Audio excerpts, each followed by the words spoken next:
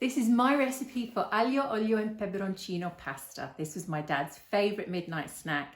Really easy to make. Here goes.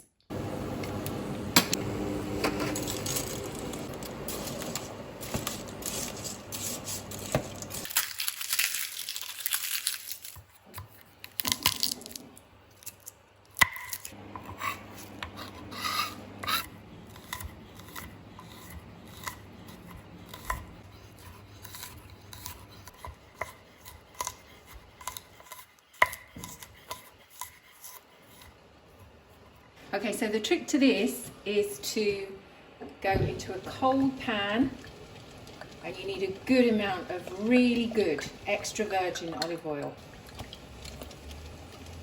Garlic, and the heat's not on yet, so you want it to go in cold, and then you're going to heat that slowly. You don't want the garlic to burn, you just want it to infuse and flavour the oil.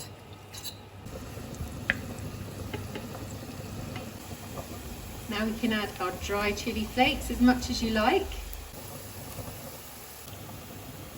The trick with this is if it's getting too hot and it looks like the garlic's going to burn, add a little bit more cold oil to cool the oil down.